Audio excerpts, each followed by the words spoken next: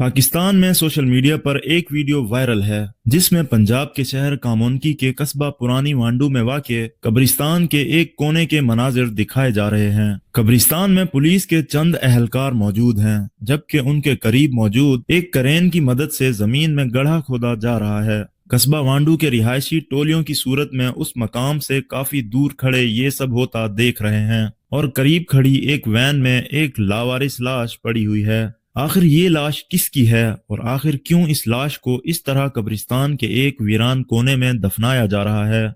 इन सब सवालों के जवाबात के लिए हमें कुछ दिन पीछे जाना पड़ेगा। तो चलिए जानते हैं कि इस लावारिस लाश की आखिर क्या कहानी है।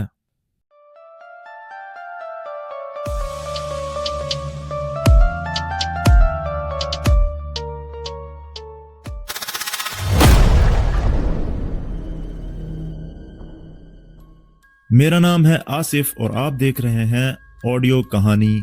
ये 22 फरवरी की दोपहर थी। गुजरांवाला के नवाही कस्बे वांडू में हल्की चिलमिलाती धूप फैली हुई थी। अब्दुल शकूर की 5 साला बेटी ईमान फातिमा हमेशा की तरह अपनी सहेलियों के साथ घर के बाहर गली में खेल रही थी। छोटे छोटे कदम, मासूम हंसी और बेफिक्री का आलम, ये सब कुछ चंद लम्हों में बदलने वाला था। मगर किसी को खबर तक ना थी कि कुछ ही देर में किस्मत उनके साथ क्या खेल खेलने वाली है।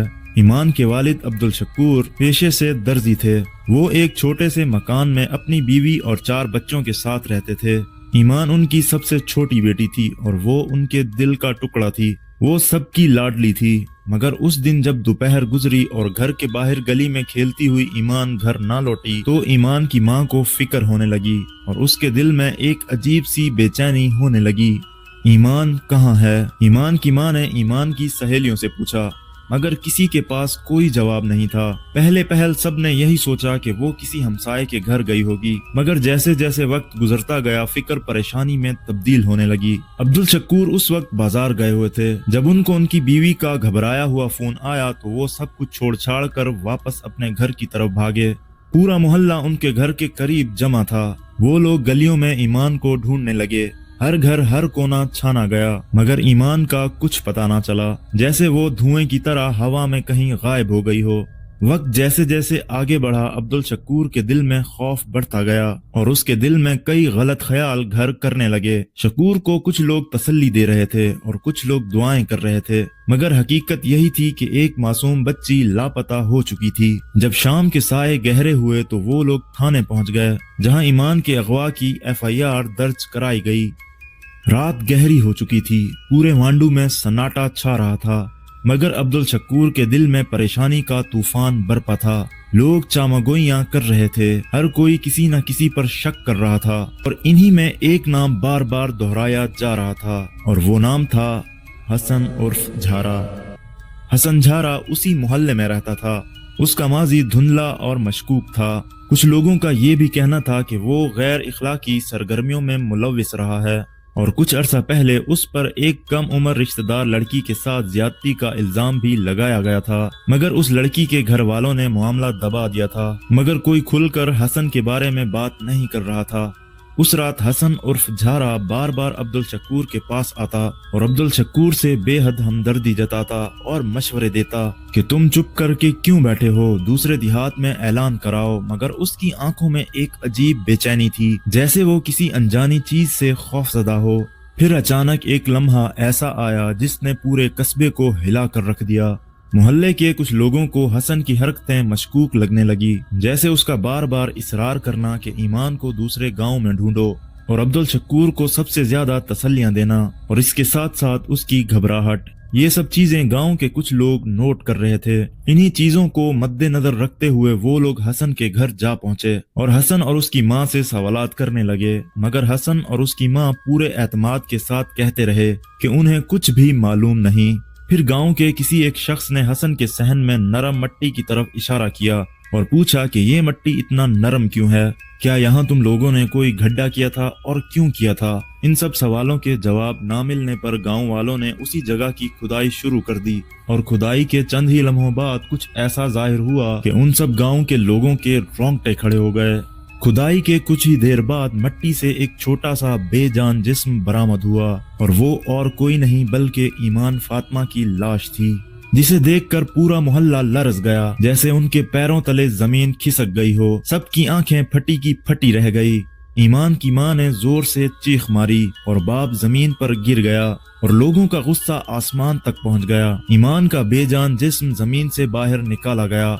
वहां खड़े तमाम लोगों की आंखें नम थी और दिल रो रहे थे। ईमान की आंखें बंद थी, मगर चेहरे पर खौफ और अजियत के आसार साफ नजर आ रहे थे कि कितना बेदर्दी के साथ एक नन्ही परी को मारा गया। हसन झारा को वहीं दबोच लिया गया। वो चीखता रहा, मगर उसकी चीखें लोगों के गुस्से के सामने दम तोड़ गई। पुलिस मौके पर पहुंच गई और हसन को गिरफ्तार कर लिया गया। मगर ये कहानी यहाँ खत्म नहीं होती, कहानी अभी बाकी है। पुलिस के मुताबिक हसन ने तफ्तीश के दौरान ईमान के साथ ज्यादती और कत्ल का एतराफ कर लिया था। उसने बताया कि उसने ईमान के साथ गलीज काम करने के बाद उसको ये डर था कि कहीं ईमान किसी को उसके बारे में बता ना दे, तो उसने ईमान को उसका गला दबाकर जान से मार डाला और फिर उसको अपने ही घर के आंगन में गड्ढा खोद कर दफन कर दिया। 26 फरवरी की सुबह एक चौंका देने वाली खबर आई और वो खबर ये थी कि हसन झारा एक पुलिस मुकाबले में मारा गया है। ये खबर सुनकर मोहल्ले के सब लोग हैरान थे और खुश भी थे कि ये इंसान नुमा दरिंदा अपने अंजाम को पहुंचा। पुलिस का कहना था कि जब हसन को बरामदगी और वकुआ की निशानदही के लिए ले जाया जा रहा था तो 3 मोटरसाइकिलों पर सवार नामालूम अफराद ने पुलिस पार्टी पर फायरिंग कर दी और वो लोग हसन को अपने साथ ले गए। पुलिस के मुताबिक कुछ ही देर बाद एक और पुलिस पार्टी का उन मुसल्लह अफराद से आमना सामना हुआ, जिसके दौरान दोबारा फायरिंग का तबादला हुआ। जब फायरिंग रुकी तो हसन झारा जख्मी हालत में पड़ा था, जो बाद में जख्मों की ताब ना लाते हुए हलाक हो गया।